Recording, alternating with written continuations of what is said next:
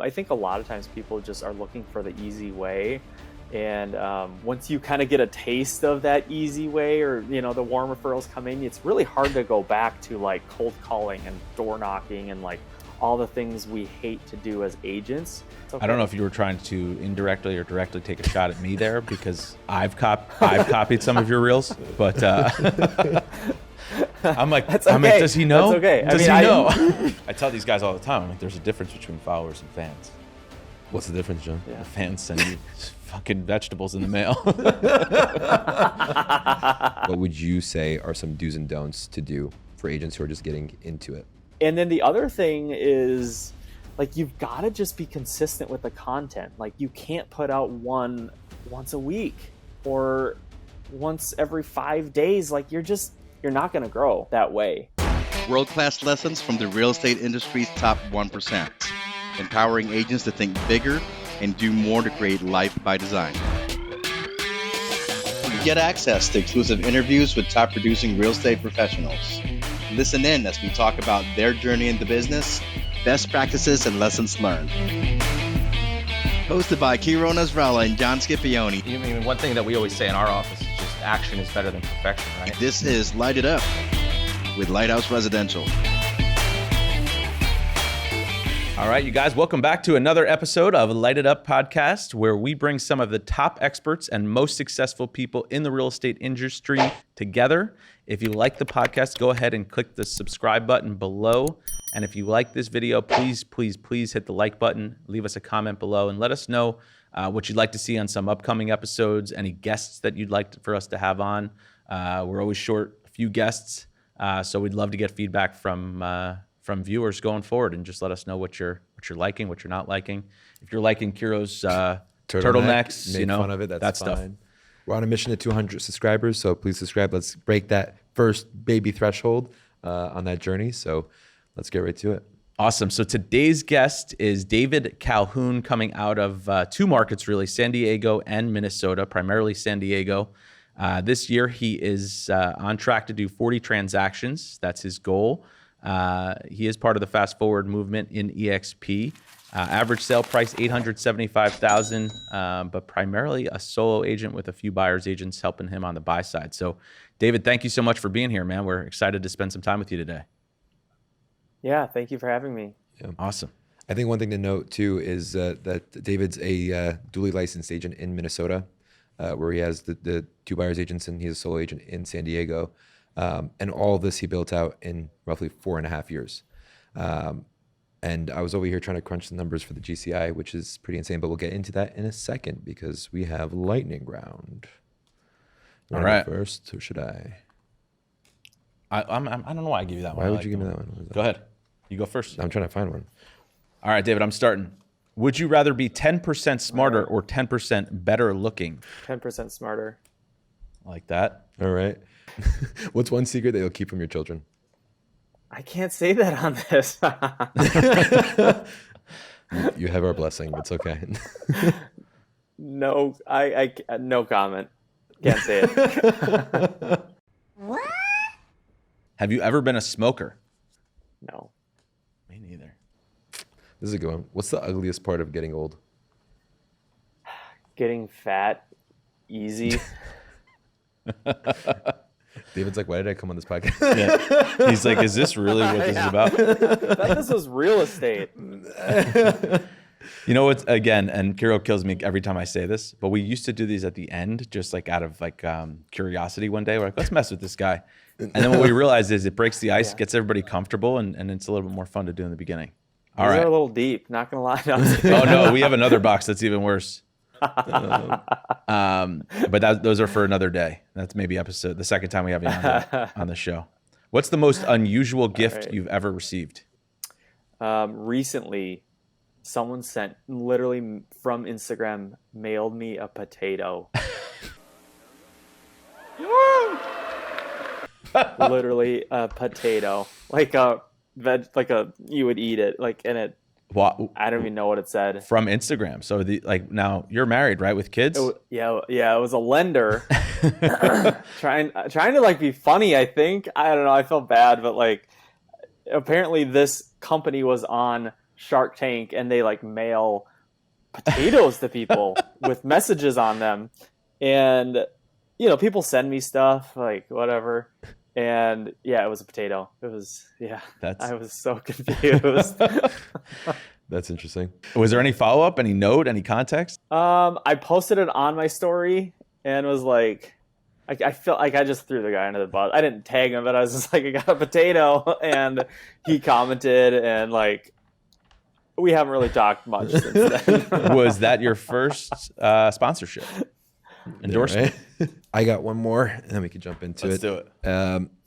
All right, David, how much money do you need to make before it's enough? How much money do I need to make Before it's enough? before it's enough? Are we talking monthly? You know, I think you're very analytical with it. Yeah, we'll go monthly. Go monthly. I mean, I feel like this is there's more to this question, but $15,000 a month, and like, Hello, I like money. I'm simple. I'm easy. Yeah, I like that. That's like, It- yeah. Well, no, I respect that, because a lot of people, especially this industry, of course, right? They go out with crazy numbers, and it's got to be $1 million a month, and it's got to be 500,000 a month, and you know, what's interesting, and one thing that we always talk about with our agents, and I think that's probably a good segue, is just, you know, if you make $1 million a year, you're making $83,333 a month, right? And you ask people, how would you even spend that? They usually can't get past 25,000, right? They're like, all right, well, sweet car might be, you know, an excessive payment might be $2,000 a month. Great apartment, great house, $7,000 a month, and you know, out to dinner, vacations and stuff, and you're like, we're at $15,000 a month here. You know, what would you do with the extra 65,000 or 68,000, whatever it comes to? And a lot of people wouldn't know what to do with it. So, I think that's a good answer. For me, it's, of course, more would be amazing, but like, that would be the number that would allow me to just be present at home. Like, I have 4 kids, and like, that's kind of really important to me, is just not overworking myself and having, you know, not because balance isn't really the word, but having some sort of sanity and schedule. And like 15K is that number where it's like, okay, work's good, home's good, we can eat, and still accomplish our goals. So,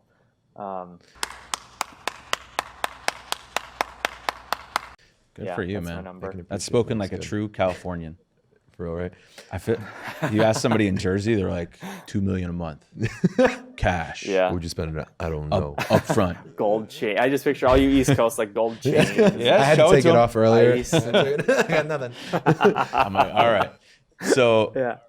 no, that's good, man. It's good to hear, you know, people just simplify things. Yeah. So before we go into some of the things that we are impressed with that you've done and accomplished, can you share with us how this Minnesota dual license situation came about, and your 4.5-year career to where you are today? Yeah. So I got licensed in 18 in Minnesota, and prior to living in Minnesota, we had lived out here in California, Long Beach, Orange County. I did part of my undergrad out here. So my wife and I were living out here, and this was back in 2012, 11, and couldn't make any money out here, couldn't buy a house. So we moved back to Minnesota at that point, and I started working for Target, and ultimately just quit and couldn't do it anymore. And so I got licensed in Minnesota, but the goal at that point was to come back to California. Like, that was the goal. But I was like, well, I'm just getting started in real estate. Like, I know people here, like, let's just do Minnesota. So that's what we did. And then a year and a half into that, so say 2019, 2020, my wife was like, I want to move. And so we did part of the winter out here one year, and then I was like, all right, let's do it. And so I started my licensing to get licensed here, because then I would, of course, I've got to sell real estate here.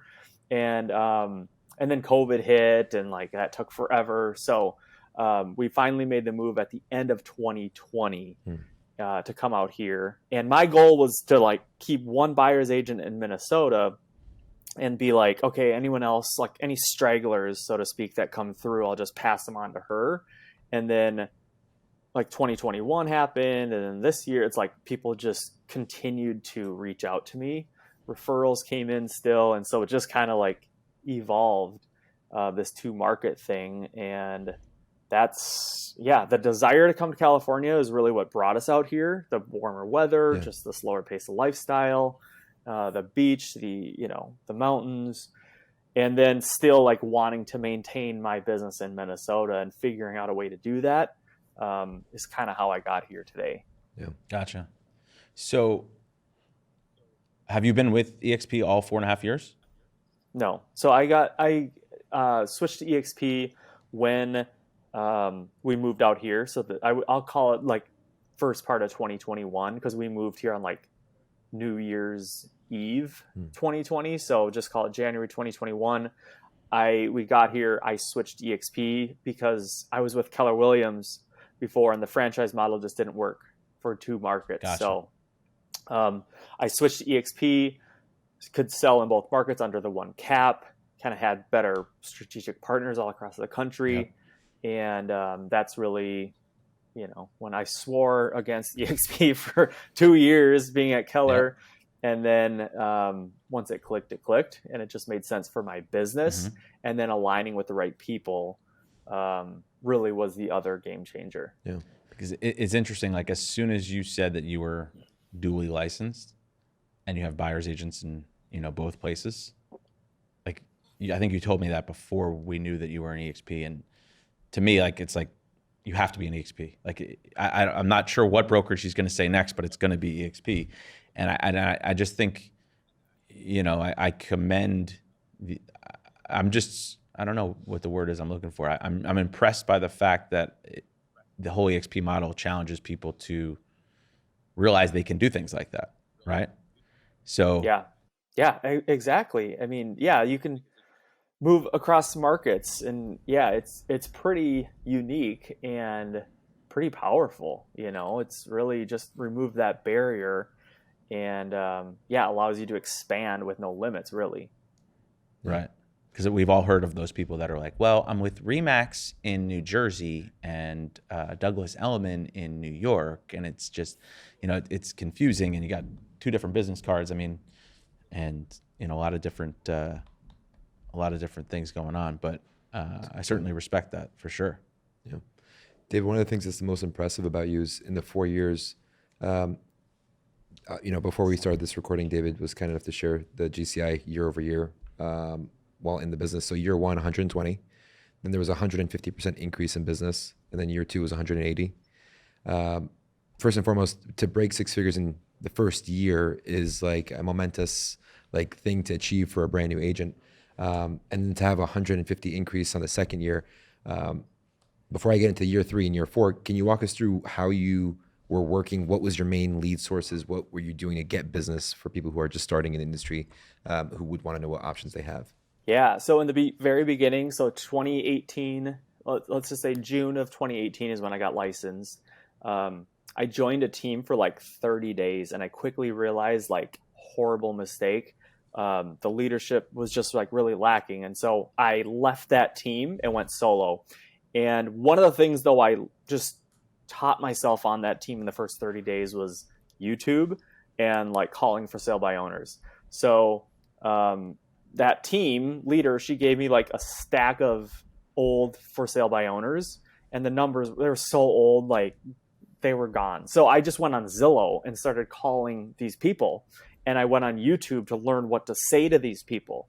And so that's how I got started in so I got licensed, let's just say June of 18. It was technically May, but June of 18. And then I took my first listing in July. It was a for sale by owner. And then I took 5 listings that first 6 months from FSBOs, and then 1 was Sphere. So I took 6 listings. So I was just cold calling.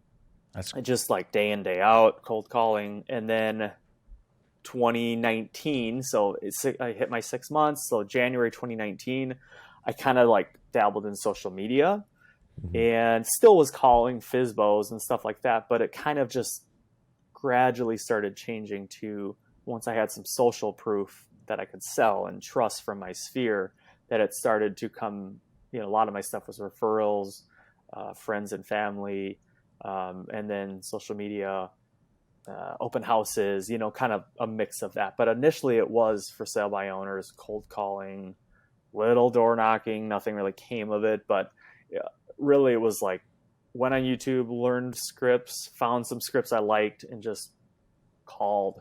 I didn't even use a dialer. I was just on my phone, really ineffective, right? Or inefficient. And somehow landed, FSBOs, competed against other agents, and just figured it got out. listings. It was, yeah.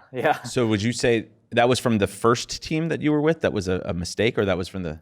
Yeah, so like I said, I joined that team. it was like a mom and pop team, and she gave me, she had leads for me, but that's why I was like, oh, for sale by owners, cool, and quickly realized these were bad numbers, so I went on Zillow and started finding for sale by owners, current for sale by owners, and then I was like, I don't even know what to say to these people, so I YouTubed what to basically all these coaches on YouTube and figuring out what to say to these people and how to protect my mindset in the morning and all these things.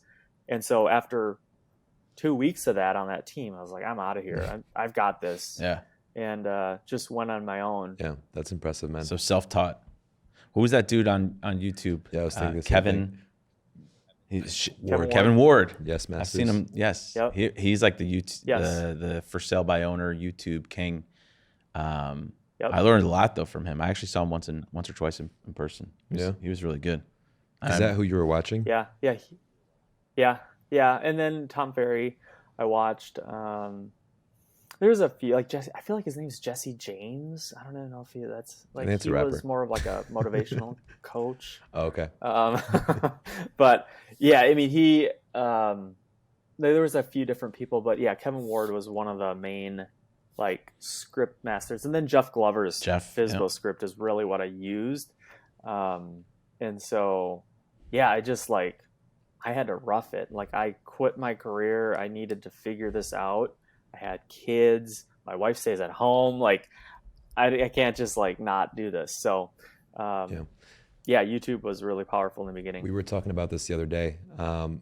It's interesting because when someone starts in the business and they're fresh, they haven't been rejected, they haven't been hurt by the business yet, you give them a script like a FSBO script, go get it, and they'll be like, yeah, sure, let me ask every single question on the script, right? So when are you planning on interviewing the right agent? And going through these questions that someone who has maybe a year or 2 or 3 worth of experience would probably have a major panic attack to try to do that.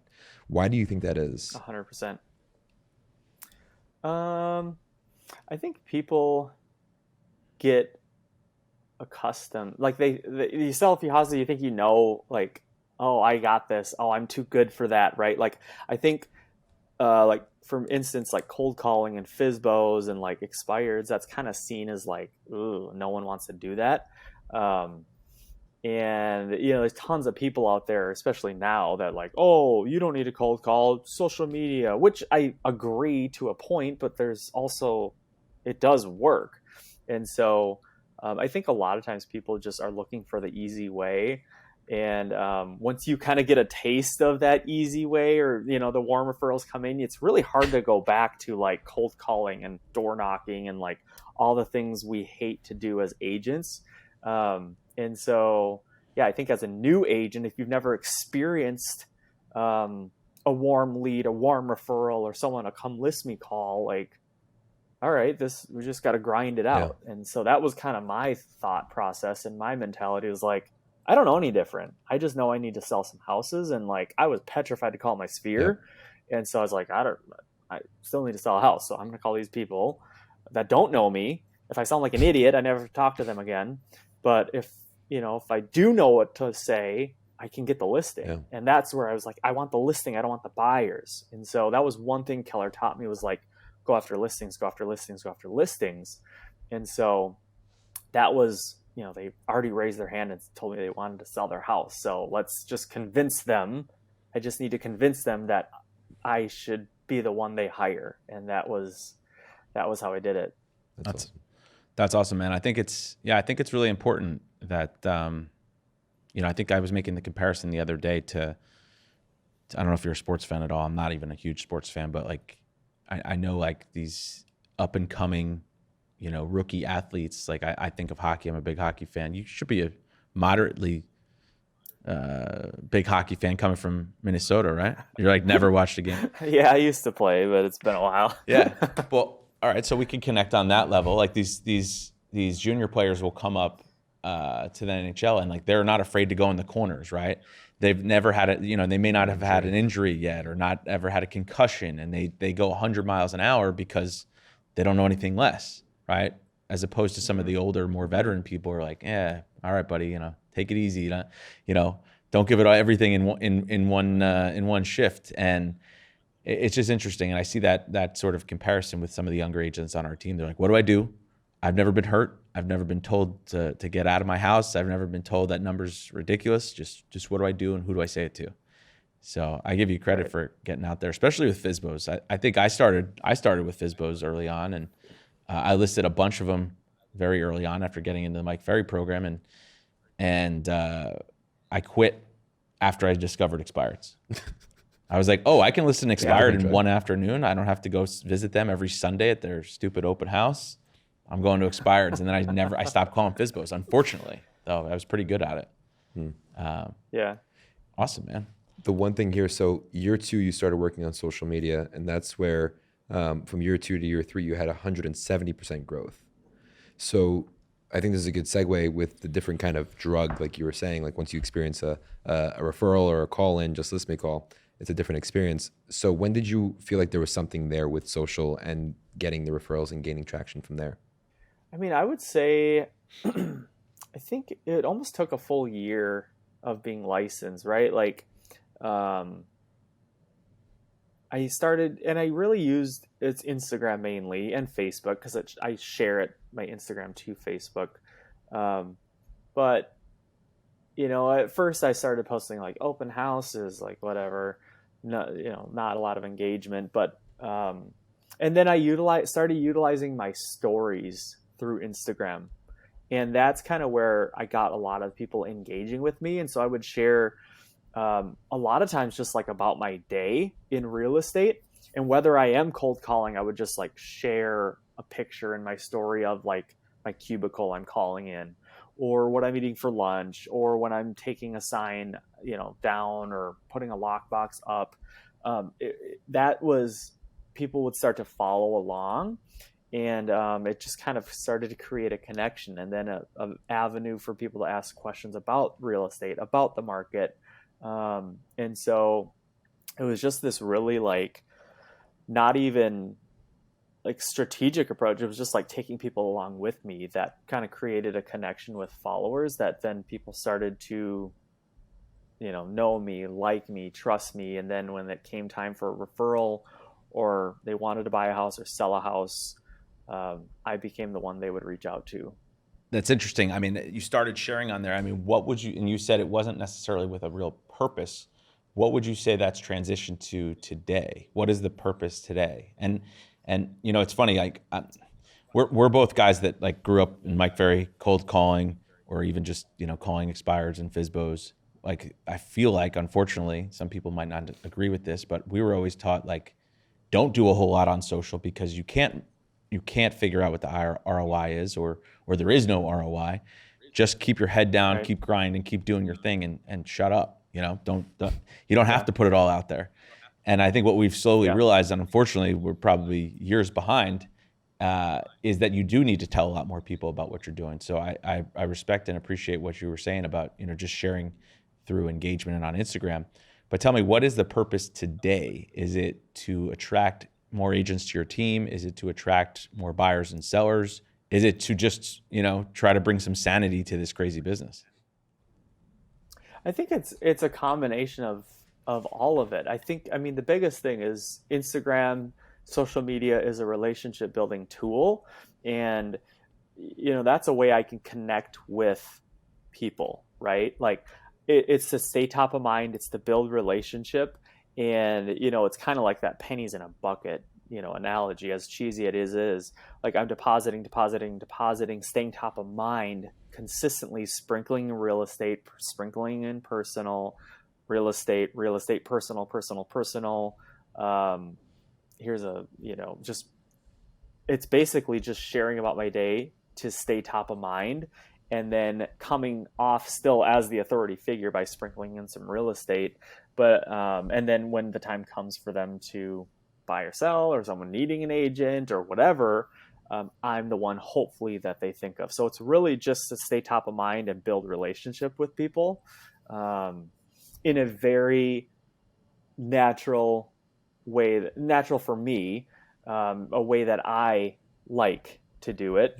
Because the reality is anything works, right? Like we all know real estate's a contact sport, but like, what are you going to do consistently? You can't post on Instagram for 2 weeks and be like, well, I didn't get any leads, like doesn't work. Or you can't cold call for 2 weeks and be like, didn't get a listing, doesn't work. It's the consistency over time. And we know that, right? It's the consistency over time that leads to the results. And so I was like, okay, so what can I be consistent with that's going to lead me to hit my goals? And I realized like social media is super profitable, and it's something that I can be consistent with, and I enjoy it. And so that's how I just ended up sticking with it, and in turn was getting referrals and business through it. Yeah. I know that the way you got started was in FSBOs, and you said you started doing some research on your own on YouTube and sort of self-taught yourself the FSBO game. Would you say you sort of self-taught yourself the social real game, or was that sort of just being involved in the Tom Ferry program? Was there somebody that you look up to that was really doing this at a high level, and you just try to emulate what they're doing? Yeah, I mean, it really was all self-taught. Social media, Instagram, Reels, and really just like trial and error, finding what is landing, what isn't landing, what people are engaging with, what they're not engaging with. And like my Reels, since you mentioned Reels, like I've gotten business from them, closed business from them. But I really started posting Reels consistently at the beginning of this year. Like I think it was maybe February, around the Super Bowl, actually, because I remember posting one on the Super Bowl. I was like, I got to do this stupid reel. But there was like, I just made this challenge to myself of one a day for 30 days. And this was back, I think it was the beginning of February. And my account just like started to grow. And yeah, agents follow me, but like whatever. But a lot of non-agents are following me. And so but in that 30 days, I started to learn what's landing, what isn't landing, what's funny, what's not funny, what's helpful, what's not helpful. And yeah, I mean, it was just kind of teaching myself along the way and just trying to like not copy other people and be just like them, because like that just wasn't funny to me. And so and I'm not naturally a super funny person. I just was like very authentic. Like this is who I am. And that's what I did my Reels on. And it, some land with people and some don't, and that's okay. I don't know if you were trying to indirectly or directly take a shot at me there, because I've copied some of your Reels, but I'm like, that's okay. I mean, does he know? That's okay. Does he know? No, I'm sure. I have no problem with you copying me, but I just was like, I look at a lot of times I look back at my Reels and I like laugh, right? Like I watch my Reels and I'm like, I genuinely like my content. That's why I'm putting it out there. Good for you, man. And I know I just don't find something funny if I'm like, I know in my head, like, oh, it's because so-and-so did it, right? Like sometimes I'll see someone do something and then I'll like, how do I do it my way? Or how do I change the script or whatever? That's where, not that I've had success with this, but I did have one that actually got a lot of views, 171,000 or something. But who's counting? I think it's up to 172 now. No, but it's funny because I saw somebody else do one and I said I can do that better. And I think that's where I have fun with it. Not that I've found a way to monetize it or I'm seeing a direct ROI, but I sort of see something, whether it's something stupid, and I think KIRO is pretty good with that too. Like I'll show him one and somebody's singing to a lockbox, and he's like, well, wouldn't it be funnier if it was X, Y, and Z? And I'm like, yeah, we should do that. So then we do our own little twist. But I think what's even more fun sometimes is looking at the ones that are not real estate related and being like, how can I make this real estate related? Totally. Oh, 100%. I mean, that's what I do sometimes, or not sometimes. That's what I do to get audio is like, I will just close my eyes sometimes if I'm like struggling with it, like what to post. And I just like, will just scroll reels and listen to it and just like try to think like, how can I use this audio to real estate? Because if I see it, sometimes it's like harder for me to like transition that topic or that audio to real estate. But yeah, I mean, that's exactly what I do is like how you make this relevant to an agent or a buyer or seller or making fun of us, right? Yeah. Like sometimes our reels are making fun of agents or Those the are the- market those or are the best whatever. I ones. try not to make fun of buyers and sellers, but yeah, it's really just, my reels are to stay top of mind, bring comedic relief. Sometimes I do educational, and that's kind of what I'm transitioning to with the way the market is now. Is just more educational and hopefully coming off as like an authority figure in the space and someone who's trustworthy and actually knows what's happening, rather than just like some like crazy dancing realtor on Instagram. Is there a way to be strategic? Because sometimes and again, these always turn into therapy sessions for me. Is there a strategy behind posting like one that's funny, one that's informative, one that's educational, then back to funny? Because I find like if I go on this funny spree, I just end up posting 3 in a row of me just being ridiculous, and I'm like, oh, that's not really strategic. Because then if I'm not consistent, I don't post for another week. Then all of a sudden, the most recent 3 reels are me, thinking I hit a curb in Starbucks and spilling my coffee and whatever that one was. Right. I'll have to watch that. No, I mean, I would say when I first started with like reels specifically, I didn't have any strategy. It was like, I mean, they were all real estate related for the most part. I guess that was my only strategy, but I didn't have like, oh, this needs to be funny. This needs to be buyers. This needs to be sellers. This needs to be funny. This needs to be a house. Now I try to do some like of me actually talking in the reel about the market or something to consider or a different perspective once or twice a week. And then maybe like a home tour or a couple once a week. And then maybe a funny one. Cause I feel like for me, I don't enjoy the funny ones anymore. I feel like that ship has sailed for my page. Like when I see realtor, like they're just not funny to me, and so I don't want. You don't want to do the one that's like interest rates, lender. Yeah. Yeah. Pre-approval. No, like not okay. Next, like not interesting to me. So I want to be constantly evolving and then taking the feedback from how a reel performs, and then how to make it better. What made this perform well, or whatever. So, and the other thing, a lot of my topics come from like, okay, what do I feel like people are confused on right now in the market? What are agents confused on in the market? What is the media saying about the market? Because the way the market is, like in times of uncertainty and fear, people want that person who is matter of fact and confident and the voice of reason, rather than like someone who just comes off as like goofy and like silly and funny. Like we're not in a funny market. Like it's not funny, right? Like the market sucks. And marry the house, date the rate. So you're not gonna yeah, like you're not gonna do that one. Come on, you're just no, absolutely not. But like, that's my whole strategy, is coming off as an authority figure or someone trustworthy, but still very relatable, right? Like my stuff's not all serious, but it's kind of fun. Like home tours right now, and yeah. So there's not like a strong cadence though, like, oh, Tuesday it's this, Wednesday it's this, Friday it's this. It's nothing like that. I'm not that strategic. I don't have a calendar or anything like that. So saying that you're just being aware of the fact that you want to mix it up. Some should be, informative, some should be educational, some home tours, and less on the funny side these days. Yeah. For me personally, because I don't want to be, like I said, I feel like the funny stuff is kind of past. Yeah. Well, now that you've built up this fan base where you're getting potatoes in the, in the mail. Yes, There's a difference. exactly. I tell these guys all the time. I'm like, there's a difference between followers and fans. What's the difference, John? Yeah. The fans send you fucking vegetables in the mail.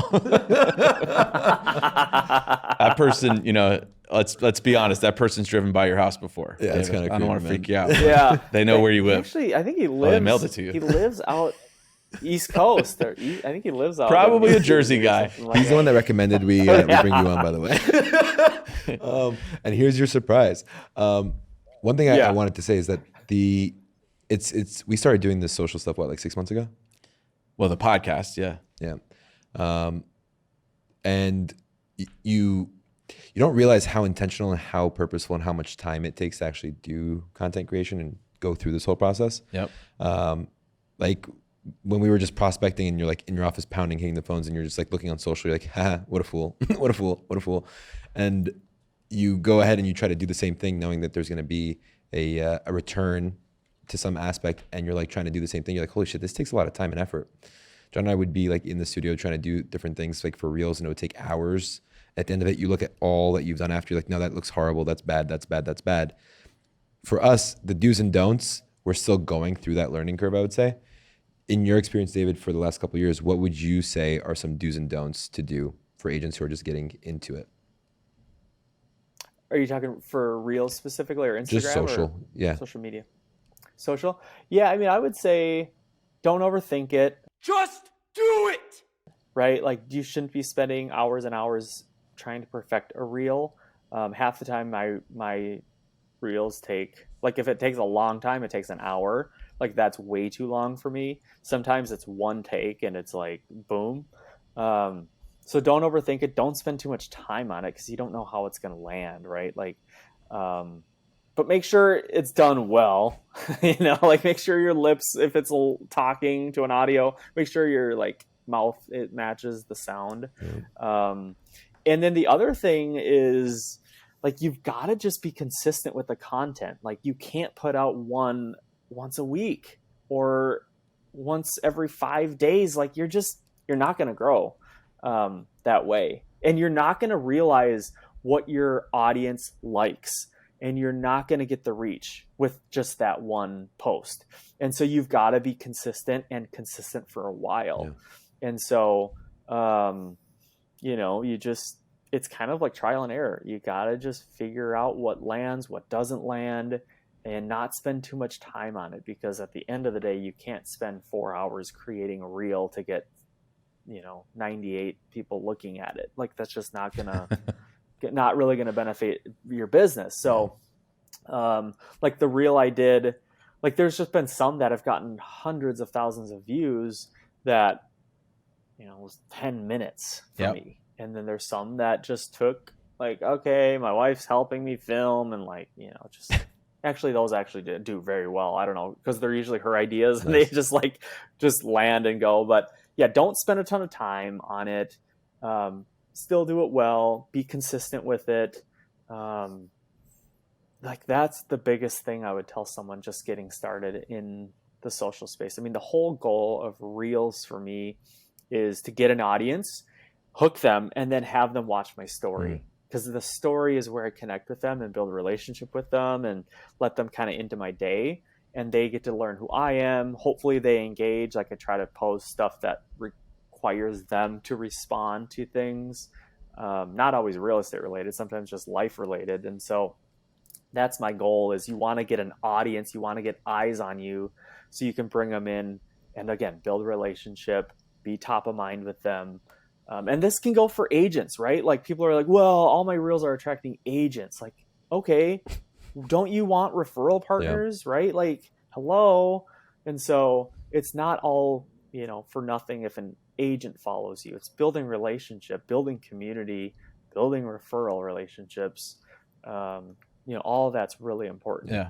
You touch on something that's extremely important. Everybody thinks, we were hosting a webinar Wednesday, and they were talking about, I don't want to call like an expired listing that's already, what if it's already listed? Should I scrub the information before I make the calls? Like, what do you guys recommend to do? And the reality is that it's a communication business. It's a relationship business. That person's not an expired listing. They could be so much more. and you don't know because you're just assuming it's one expired listing, and you're not thinking it's actually a person behind it that might have a network of people behind them or might own a whole portfolio of real estate. So your assumption of just it's an expired or just it's an agent limits you from creating a relationship to have access to so much more. And you'll never know that potential unless you tap into it. Yeah. And yeah, exactly. Like just take what your outcome, in your head, what the outcome needs to be. Like take that out of it. Like I didn't start posting on social media and starting reels just because I was like, oh, I'm going to grow a following. Oh, I want referrals. Like I don't remember why I started posting all these reels. Like I literally don't remember. It's probably just because the market was crazy and wild and was like, how do I just relate to people? Yeah. But yeah, you've got to take your expected outcome out of it and just focus on the consistency and the tasks at hand and let the results come from that, in time, because they will, right? Like they will come in time. Yeah. You mentioned the word consistency throughout this whole conversation. I'm just curious to know what your schedule. Huh? Yeah, right. We had an argument earlier today about consistency. Oh, nice. I tend to break policies. I won't bring our marriage into this. Go ahead. Thanks, Boo. When you talk about consistency, can you tell us about what your schedule looks like for you to be able to create the content, release the content? Like, what's your day look like to be able to produce the outcomes that you're producing? Great question. So my schedule is probably a little atypical, just because I have 4 kids. But so the mornings, I actually am at home a lot with my kids up until like 8, depending on the day, 8 to 9 o'clock. I'm dropping them off at school. And so after I drop them off is when I start my content creation, either looking at reels. And so I'll try to do a reel in the morning. And then in the afternoons, I am typically going out to a property to film it, to, look at it, to either preview it for a client, etc. So, and sometimes I can like piggyback, right? If I'm previewing a property for a client, I will also do a reel for it. And so, yeah, it's kind of that morning is spent with my family, my kids, take them to school. Then the first half of the day is really content creation. And then the second half of the day is going out to properties, touring them, buyer appointments, seller appointments, showing houses, things like that. So it's not super structured, but it works for me in my phase of life right now. So I don't work all that much, to be completely honest. Like I'm not working a ton of hours because a lot of it is literally on my phone. And so that's the one problem I'm having, is just the blurred lines of work, right? Like if you turn off your dialer, you're done, right? But when someone's responding on Instagram at 9 o'clock at night, I'm responding back, and so that's the one issue I'm having. Yeah. Because I love Instagram, I love connecting with people.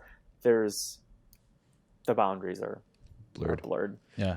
Well, when you were segueing into that, you were like, I really don't start working. I thought you were going to say like 12 o'clock, 1 o'clock. You're like till like 8 or 9. Your build up there was like, I was like, this guy's, getting his day started at lunchtime, but so you must be up early. No, but like I am up very early. So I'm up at like I have 2 boys that get up really early. 3 boys actually get up really early. So I'm up at 6. But you always hear about these miracle mornings, and you got to do like meditations and gratitudes and like all these things. And I'm like getting milk cups for kids and like Eggos and trying to make breakfast and unload the dishwasher and like clean the house. And then my wife, I get her up at like 7:30, and then I take the kids to school. And then by like 9, I'm finally starting to think about work. But yeah, I don't have that miracle morning that, you hear a lot of top producing agents have. And I think some of that, it's great, but my life just Yeah, you don't have the miracle morning, you have the it's Fantastic not Four. That's what's going on. exactly. Yeah, it's just I think part of it is there's phases of life for you, and so not every phase of my life is going to have that meditation and gratitude in the morning and like all the things that these books tell you to do. It's just not realistic for me in my phase right now with like 4 kids, 7 and under. It's just not how it goes. Well, 5 years ago, it'd be unrealistic to do what you're doing now at social. Yeah, That's you true. just got to figure out like what works for you, what's getting you results, and then dial in on those, right? Like, and if it's not getting results anymore, like change it up, do something different. So, yeah, that's my day though. Is it safe to say that majority of your deals for this year has been through social? Yeah. Wow. Yeah. I haven't cold called in like 2 years. All my stuff in Minnesota like just comes in through Instagram. I don't actively prospect there. All my stuff in San Diego this year was referrals, reels, like literally reels, open house from the reel, like, yeah, just different stuff that has traced back to social media. And somehow I do spend a little bit of money on referral or on like database, like client gifts and like anniversary baskets that, stuff like that, for past clients just to stay top of mind, but I'm not like actively prospecting in Minnesota. Everything is literally through social media. Part of me died inside when you were saying that. I'm like, damn it.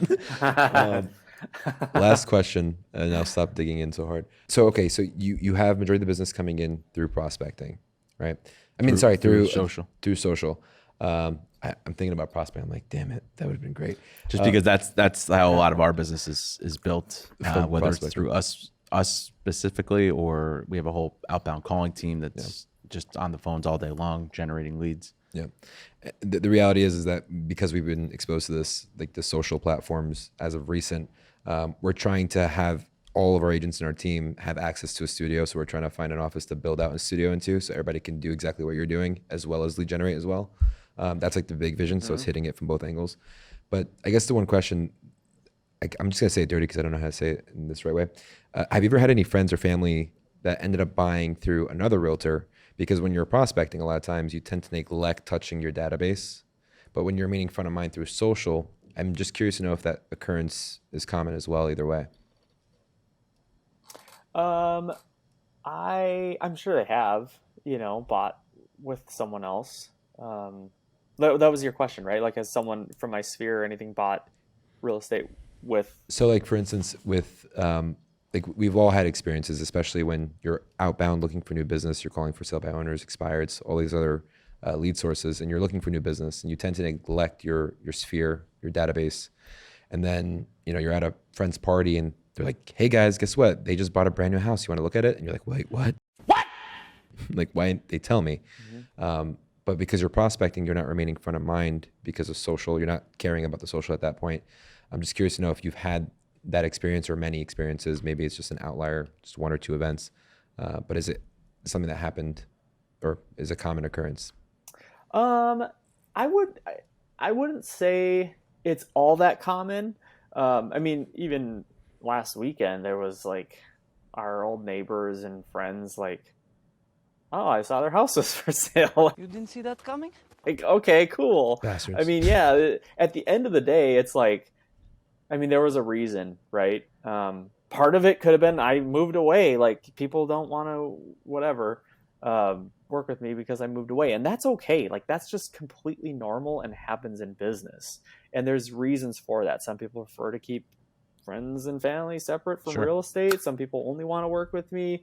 And I think part of it is constantly then focusing on like new business, what you have at hand, that relationships that do come from social media, right? Like they might have, listed their house with someone else, but like, look at the other people I've attracted through social media, right? Like this random home tour, like I got them and they were buy sell, right? Yeah. Like, so at the end of the day, in the beginning, it was really tough for me. Like, oh my gosh, like such a, dagger to the heart. Oh, boo-hoo! Let me play a sad song for you on the world's smallest violin. But now it's like, whatever. Like, it's just part of the business. People will do things. But then you always get that random person from college 9 years ago that like, oh, yeah, I'll help you. So it's like, it all works out. The reality is that you're never going to attract every single person that knew you, knows you, like it's just not reality. And so realizing that early on and being okay with it, you've got to just move on. And so it's just part of the business. Yeah. I think what you were saying Trying is to say, well, prospecting is, a lot of times we get so focused on, like, especially us, certain lead sources. Like right now, for a while we were going heavy on probates, and then we were calling a lot of expireds, and then we're calling a lot of FSBOs. And sometimes that causes you to neglect your database, or you call your database, but you're calling past clients and not so much Sphere. So you're always wondering, like, who am I missing? And I think what KIRO is trying to say is, like, does it allow you to cast a wider net and not miss some people? But I think you answered that. I think, there's always people that are not going to work with you for some reason or another. And you can't say, oh, well, if I had prospected and called them and left them a few more voicemails or sent them a few more postcards, or, I had friended them years ago, like I would have gotten their attention. I think, like David said, it's people may want you to be the neighborhood agent. People may want you to think that, I've lost deals before where I run into the person in the town that our office is in, and they're like, yeah, I just bought in the town over. And I'm like, why didn't you, give me a call? And they're like, well, you work here. And I'm like, yeah, that's one town away. I can help you over there. So I think I always put that back on me. It's on me to remind them of how I can help them, and just be consistently reminding people and top of mind, like you said. And I think part of that, I utilize my stories a lot through like just communicating with people, right? Like I explained, I don't know, a couple weeks ago that, I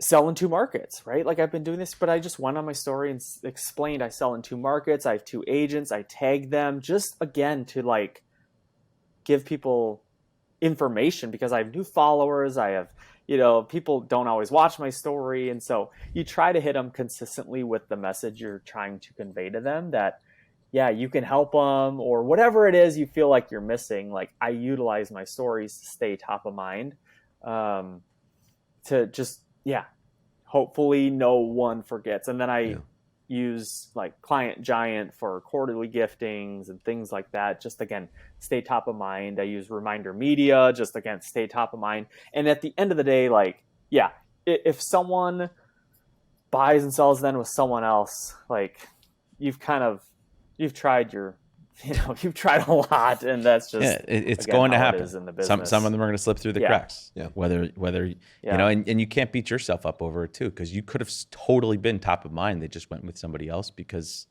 they were either more top of mind. Maybe they cut their commission. Maybe they, it's a friend in the family. Whatever it is, it's totally. You can't be someone. You can't be there for everybody. Yeah. And I've had people, like I said, like I'm the agent they chose, right? And like you may have stolen them from someone else's sphere. Yes, I've literally done that. I mean, not intentionally. Like they chose to work with me, and so it just happens. You can't beat yourself up. So just to clarify, because I'm not. I steal people from his sphere all the time because he doesn't post much on social at all. No, but here's the interesting part. Some I'm will, dude, some this won't. one should have gone to you. Some will, some won't. You got to have that, that mindset of like, I don't care next. And if it's meant to be yours, it will be yours. But it's not like it's, I'm harping on it because it's hurting. I'm just, one of my closest friends now, and we always have this experience where they're just like, so what happens in this phase? And you're like, why are you asking that question? And they're like, well, you know, we're submitting this offer on this thing. And I'm like, who the fuck are you? Who the fuck are you submitting it with? And they're like, the listing agent who's also the owner of the house. I'm like, what? Like, what's wrong with you? But you got to put that back on yourself. No, 100%. You got to say, hey, what could I have done a better job of how could I have done a better job of reminding them? Because listen, if they remembered you and they still chose not to work with you, then at least you've done your job. I mean, they remember because I curse them out all the time now for it. But it happens, right? Like during the COVID and pandemic, when everybody was like doing virtual calls, like I've taken a listing where the guy's dad was a realtor, and like he wrote us like this long letter, like basically saying he's going to be disowned from the family if he doesn't get the listing with John. Yeah. It happens, but being front of mind is one thing, and I think social is a good way to be omnipresent as well, because people spend a lot of their time on social. And that's a good way to also build social proof. So that way you're like known as the expert, which also gives people who are not like, let's say somebody just starts just tomorrow and they have no idea what it is. There's a way people can, maybe get fooled to a certain aspect of it. But that's like the pro and con of social as well, right? But like yourself, you had the sales skills developed almost like right off the bat, and then you were using it to validate or to verify. I don't know what the hell I'm saying. To just show the proof. You had a little bit of a track record before you really put yourself out there. And I think there's a lot of people out there that just try to jump right into social because frankly, I mean, the downside to social is that you can be anybody you want to be out there. I mean, there's literally like fake private jets where you could take pictures as if you're on the plane. Yeah. And backgrounds and all that crazy shit to make it look like you're something you're not. So it's just the world that we live in. But no, I think what you're doing, man, is really great. And it's impressive, man. I think a lot of people, just to wrap this whole thing up, I think a lot of people put way too much time and thought into what is the next topic going to be? Should it be scripted? Should I use a teleprompter? I got to buy 3 ring lights and make sure I have a studio and absolute silence. And you're doing it in your car, right? Literally in my car. In your car. Yeah. And, it doesn't, from what you've said, it doesn't seem like you're really, psyching yourself out with absolute perfection, right? Would you say it's more important to get it out there if it's 95, 96% accurate and it's more about it's all the message. It's all about the message, the consistency. Like I did one today talking about the market in Office Depot parking lot. Like who cares? I just trimmed it down, right? Like made it look good and added some music. It's getting the message out there consistently and not worried like, oh, is this hook good enough? Or do I hire someone for captions? Do I not? Like that stuff comes in time, right? Like, yes, hooks are important. Yes, timing is important. Yes, like you want to get people's attention, but you're never going to get there if you don't start and be consistent. So like, that's the biggest thing. Because if I had to do all my reels in my room, in my office with the light and no like kids like camera, it's just not going to happen. It's not realistic for my life. And so it's quiet in my car. I'm alone in my car. I can just get my thoughts out in my car. And if you don't like my reels from my car, don't follow me. And man. Like, that's just the reality of social is like you end up attracting the right people who like you, and you detract people who don't like you. So that's great, man. It's I hadn't really thought about it from that perspective too, right? Like, I mean, you're a guy with 4 kids. People say that sometimes their spouse will hide in the bathroom to get some alone time, right? You're just doing it. You're hiding in your car. So I hear you, man. I hired my car and I don't have any kids, so I'm with you. He hides from me when he's in the office in the morning. I'm like, what are you doing? I had a bet with myself for a while where I was going to do 1 reel a day, and I would do it when I would get into the office, and I would say I'm not allowed to go into the office building until I've filmed my reel. And that makes a lot of sense now. And you would be walking by my car like, dude, what are you doing? Who are you talking to? It's 7:00 in the morning. Like, and he's like this, like, and I'm like, let me finish. I'm like, what are you doing? Well, David, for people who want to get in touch with you, want to follow you, reach out to you, what's the best way they can do that? Instagram is probably the best way. It's therealtor.David Calhoun, my name. David Calhoun, and that's Calhoun. Yes. Awesome, man. Well, guys, if you've enjoyed this podcast and want to keep tuned in every week, click on the subscribe button below. Help us to get to 200 and turn on those notifications for every release of a new episode. All right, man. Well, thank you so much. We know your time's valuable. We appreciate you spending some time with us today. And I wish you the best of luck going forward. We'll make sure we share the full episode with you once it's done. And we'll chop it up into a whole bunch of different reels, which we'll tag you in. and go from there. All right, guys. Thank you.